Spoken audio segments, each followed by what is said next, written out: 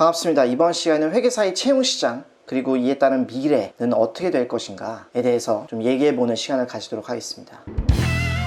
코로나로 인한 어떤 이런 영향이라든지 지정감사 확대, 52시간 도입 이런 것들로 인한 영향이 있었을 수도 있겠죠. 그래서 좀 최근에 일어났던 상황들을 기초로 해가지고 미래에는 어떻게 채용시장이 변할 것이고 그리고 이에 따라서 또 어떤 점들을 좀 생각해 봐야 할지에 대해서 한 4가지 포인트들을 뽑아봤는데, 자, 첫 번째 말씀드린 내용은 신입회계사 공개 채용에 대한 얘기예요. 자, 매년 2차 시험이 끝나고 7월, 8월, 9월 이런 기간에 걸쳐서 신입회계사들에 대한 어떤 그런 공개 채용이 여태껏 항상 있어 왔는데, 작년까지만 하더라도 신입회계사들에 대한 수요가 공급을 많이 좀 초과했던 그런 게 있어서 몇 년 동안은 회계사 시험을 붙으면은 일명 빅4 회계법인이라고 불리는 이런 곳들에 취직을 하는데 큰 어려움이 없었던 것으로 알고 있습니다. 하지만 올해 같은 경우는 이런저런 여건에 의해서 빅4 회계법인들이 많이 이제 채용 규모를 감소시킨 게 있어서 상당수의 신입 회계사분들이 로컬 회계법인에 취직하고 경우에 따라서는 일자리를 구하지 못하는 일명 미지정 상태가 되는 이런 안타까운 경우들도 있겠죠. 그래서 일명 신입 회계사들 공개 채용이 앞으로도 이게 계속해서 좀 어느 정도 규모가 있는 상태로 유지가 되려면은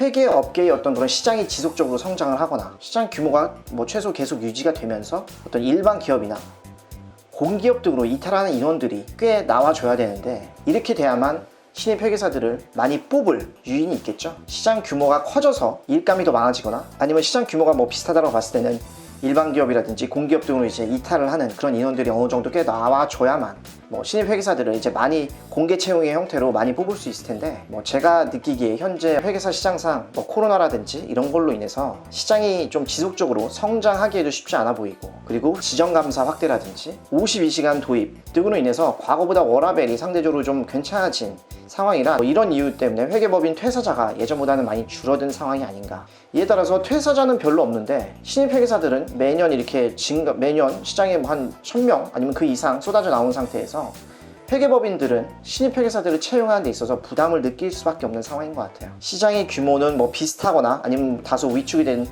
이런 상황인데 워라밸이 기존보다 상대적으로 좋아졌다는 이유로 회계사들이 퇴사를 예전만큼 안 하다 보니까 인력 순환이 안 되는 이런 상황인 거죠. 그 결과 올해 같은 경우는 회계사들 신규 채용이 많이 줄어든 게 아닌가.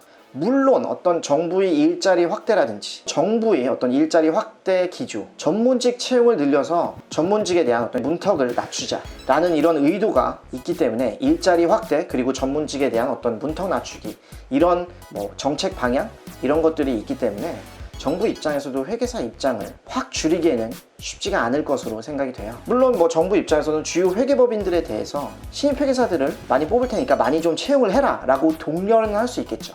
이런 식으로 이제 많이 뽑아라 라고 독려는 할 수 있겠지만, 미래가 불투명한 상황에서 직접적으로 회계법인 신입 회계사들에 대한 신입 직원들의 어떤 인건비 등에 투자를 해야 하는 회계법인들 입장에서는 정부의 독려를, 어떤 정부의 이런 권고 이런 것들을 또 완전하게 수용하기는 쉽지 않을 것이다 라고 저는 생각이 듭니다. 경영상 부담이 되기 때문이죠.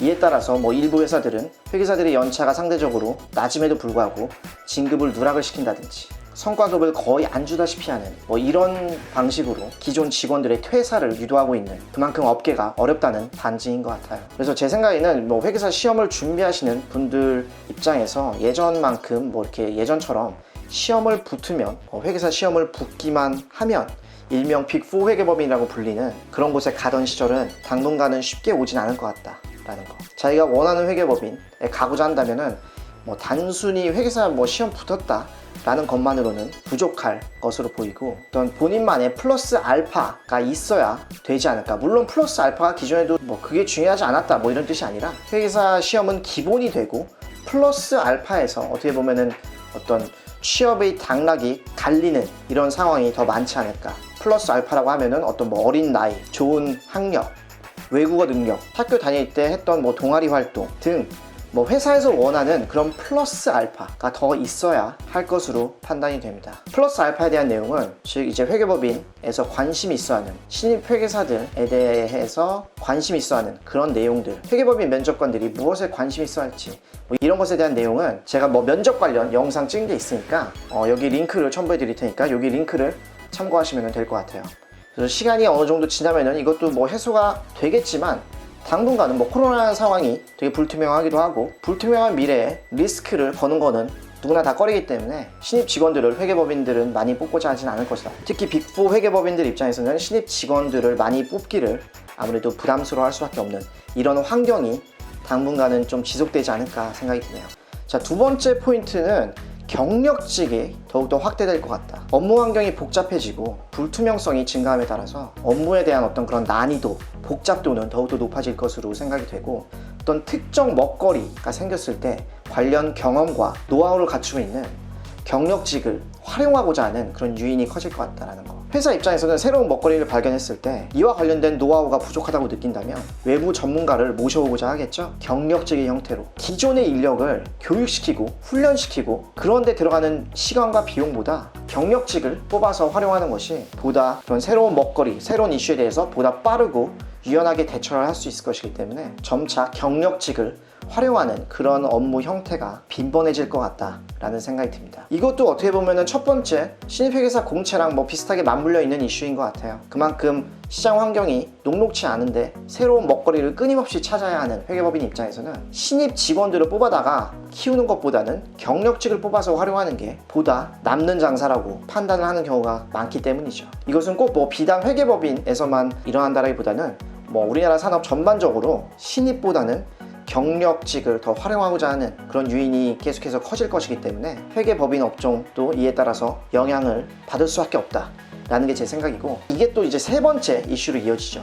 세 번째 제가 느끼는 거는 일명 순혈주의가 더 강화될 것이다 라는 거. 두 번째 포인트에서 경력직의 어떤 형태가 더욱더 확대될 거다라고 말씀드렸는데, 경력직 같은 거를 통해서 그때그때 사람을 수시로 채용을 하고 이런 것들이 보다 많이 정착이 된다라고 봤을 때 기존 조직에 있던 사람들 입장에서는 그만큼 믿을 만한 사람도 줄어들게 될 거라는 거. 사람 간의 신뢰는 단기간에 쌓이는 것이 아니기 때문에 처음부터 우리 회사에 들어와서 말단부터 시작해서 쭉 올라온 일명 순혈인 이런 사람들에 대한 가치가 보다 높아지지 않을까 생각이 듭니다. 회사를 대표할 수 있는 그런 이미지, 그리고 장기간 처음부터 우리 회사에 들어와서 장기간 내 밑에서 일한 사람이 있다면, 그리고 그 사람이 뭐 탁월하게 업무를 수행을 해가지고 오랫동안 회사에 있다라고 봤을 때 경력직이 많아지는 이런 시점에 있어서 기존의 회사에 있었던 일명 순혈주의가 더 강화될 여지가 크다. 경력직이 별로 없었을 때는 대부분 그냥 우리 회사에 들어와서 있던 사람들이고 경력직이 찔끔만 있었기 때문에 순혈주의고 뭐고 어떤 그런 개념 자체가 좀 다소 희박했던 게 있었다라고 하면, 경력직이 많아지면 많아질수록 경력직과 어떤 순혈인 이런 사람들 간의 차이, 구분 이런 게 더욱더 뚜렷해지지 않을까라는 생각이 듭니다. 그래서 이 일 자체를 함에 있어서, 프로젝트를 수행함에 있어서는 경력직을 많이 활용할 수 있겠지만 진짜 내 사람을 챙기고 완전히 내 편에 설 수 있는 사람, 그런 사람들을 챙기고 그들에 의존하는 이른바 순혈주의와 라인은 더욱더 강화되지 않을까라고 생각이 됩니다. 자, 그리고 네 번째 포인트는 뭐냐면은 언택트 환경에서의 고객들이 회계사들에 대한 평가가 변화할 것이다라는 거. 어떤 비즈니스든지 고객들이 있어야만 먹고 살 수 있고, 회계사 업종 같은 경우는 프로젝트를 수행을 해서 먹고 사는데 고객들한테서 일감을 받아와야 되고, 고객들한테서 일감을 받으려면은 고객들이 회계사들에 대해서 평가하는 부분이 있겠죠. 회계법인의 어떤 그런 평판일 수도 있고, 아니면 특정 회계사에 대한 평판일 수도 있고, 그래서 항상 뭐 일을 수행하기 전이든 일을 수행하고 하면서는 당연히 계속 평가를 받고 있는 거고, 근데 고객들이 회계사들을 평가를 할 때, 일감을 의뢰를 할 때 일감을 의뢰하는 방식도 변화할 것이다. 고객들이 회계사들을 평가하는 방법이 변화하지 않을까.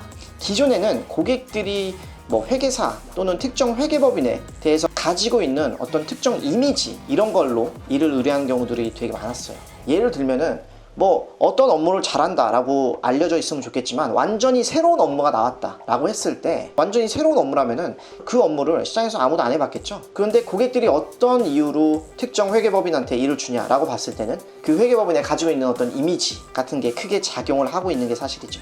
예를 들면 어디 회계법인 회계사들은 용모가 되게 단정하고 옷을 깔끔하게 입고 샤프해 보이면서 항상 아침 일찍 업무 현장에 나온다. 아니면 어디 회계법인은 항상 늦게까지 야근을 하고 우리 고객이 집에 가기 전까지는 절대로 일찍 집에 안 가던데 정말 일 열심히 하는 것 같아. 뭐 이런 이미지. 또는 어디 회계법인 같은 경우는 젊은 회계사들을 주축으로 해서 팀을 보통 꾸리는데 젊음에도 불구하고 실력 있는 그런 회계사들 비중이 되게 높은 것 같아. 아니면 어디 회계법인 같은 경우는 젊은 회계사들과 뭐 경험 있는 회계사들 간의 어떤 팀워크가 되게 좋은 것 같아. 거기한테 일을 맡겨야겠다. 뭐 이런 식의 어떤 이미지로 일을 맡기게 되겠죠. 근데 이제 이런 언택트 환경 하에서는 예전만큼 대면하는 이런 경우가 줄어들 것이기 때문에 한마디로 고객사에 가서 일하는 비중이 줄어들 거예요. 고객사를 필드라고 하죠. 필드에 덜 가게 될 텐데 고객 입장에서는 회계사가 바로 그냥 눈에 안 보이니까 어떤 이미지 같은 게 기존에 있어 왔던 게 희미해질 수도 있고, 그리고 회계사들이 눈에 안 보이니까 우리 일을 뭐 과연 잘하고 있는지,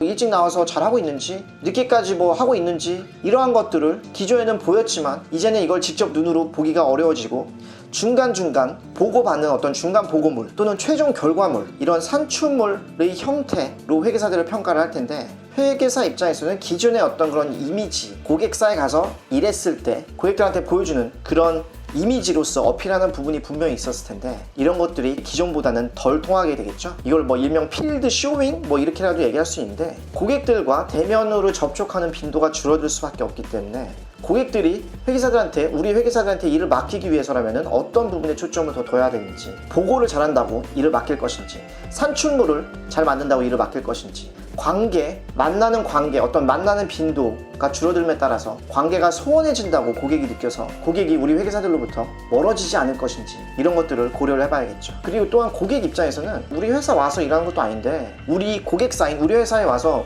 별로 거의 일하지도 않는데 피를 좀 깎아야 되는 거 아니에요? 라고 나올 수도 있죠. 피를 제한하는 방식에는 뭐 여러 가지가 있지만 기본적인 방식은 몇몇 뭐 어떤 직급의 사람들이 몇 명이 당신 회사의 일 관련해서 며칠 동안 또는 몇 개월 동안 투입이 될 거다, 뭐 이런 식으로 해가지고 업무 투입량에 기초해서 피를 산출하는 경우가 되게 많은데, 기존에는 이거에 따라서 피가 산출이 됐으면은 기본적으로 회계사들은 고객사에 가서 일을 해야 되는데, 언택트 환경 하에서는 고객사를 가지 않고 고객들은 진짜 이 회계법인에 일을 맡겼을 때 그 기간 동안, 그 충분한 기간 동안 회계사들이 우리 일을 했는지에 대해서 파악하기 어렵겠죠. 그래서 회계사 입장에서는 이것들을 어떻게 고객들한테 충분히 보여줄 수 있을지를 고민해야 할 테고, 그리고 고객이 피를 깎자라고, 수임료 뭐 용역 피를 깎자라고 할 때 우리 회사에 와서 일할 필요 없으니까 피를 깎읍시다 라고 나올 때 이런 것들을 또 어떻게 방어를 해야 할지에 대해서도 생각을 해봐야겠죠.